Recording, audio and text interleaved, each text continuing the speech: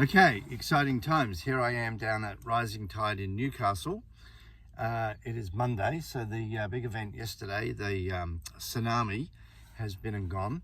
130 or so people arrested for non-violent direct action, mass civil disobedience, paddling out or swimming out into a shipping channel in front of to block the entry of a coal ship.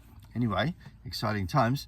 I ordered some Vita Sapien Philosophy pocketbooks that I was going to share with people. Unfortunately, they didn't arrive in time for the big event, and so but they've arrived now. So they're in a box, and I'm going to unbox. There's just a bit of drama going on. I'm surrounded by camper vans and screaming people having a domestic. Anyway, oh. Anyway, don't get distracted because unboxing is more important than people having domestics, isn't it? Stand by, folks.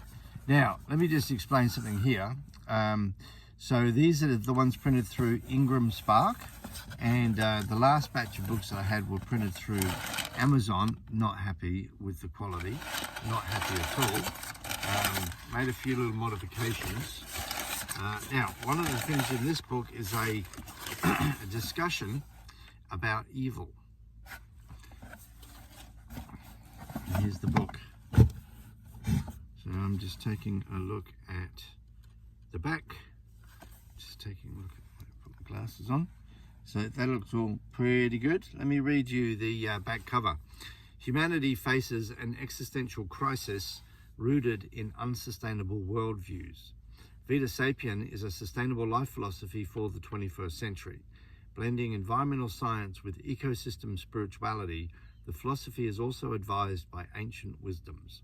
You can get involved through Earthwork and the 12 Vita quests to help advance the Verdant Age, a future where humanity and the living planet thrive in harmony. A pass-around pocketbook designed to spark conversation and inspired action. I think that's a pretty good blurb, actually. And with regards to the pass-around pocketbook, in the back section here, these latter pages are actually where you can write comments. And the idea was we get these out early at the event, and by the end of the event, these things would show up and they'd be full of comments. But unfortunately, didn't get them out in time. The cover looks nice and brisk, actually. The book's a little thicker than I'd like it to be, but that's not a problem. It's got sufficiently, the gutter is still not quite right, but that's okay. We've got this sort of cream colored pages rather than the white. But so actually, as from a production point of view, I think the book actually looks really, really good. It's a little bit less gutter than it needs, but that's okay. This perfect bound is pretty strong. Okay, and I'm going to see whether I can find the little section on evil. Pretty sure it is here. Here we go, page 116. So I'm going to read this because it's one of the new additions to the book. Okay, so this is in the section of the book called Spiritual Renaturing. Okay, so in contemporary use, the word evil has religious overtones. However, the Old English root yfel, Y-F-E-L, refers to exceeding limits and causing harm. Vita Sapien philosophy has adopted this ancient meaning and applied it to actions and systems that harm the biosphere and transgress planetary limits. Structural evil relates to actions that exceed planetary boundaries and cause extensive biospheric harm. The evil exists in the harm itself, magnified by culpability. Willfully ignorant evil occurs when individuals fail to investigate harm despite having the duty and resources to do so. Think fossil fuel executives who never take the time to study climate science.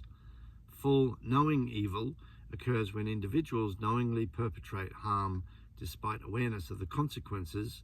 Think forestry corporation executives approving logging in the full knowledge that it risks the extinction of the koala. The emerging international legislative framework around ecocide provides legal grounding for what Vita Sapien philosophy identifies as evil. It is the duty of Vitans and others to oppose evil, to dismantle systems that exceed planetary boundaries, to prevent those who perpetrate ecocide from continuing their destruction, and to ensure that they are prosecuted under emerging ecocide or other laws to the fossil fuel extent. The fossil fuel industry represents structural evil that is for now a necessary evil, required to maintain agriculture and economic function during the transition. However, necessity does not negate its evilness. The fossil fuel industry must be deliberately and systematically euthanized, ensuring minimal harm during its planned extinction, while urgently building the ecologically sustainable energy systems that will replace it. Vita Sapien philosophy, read it today.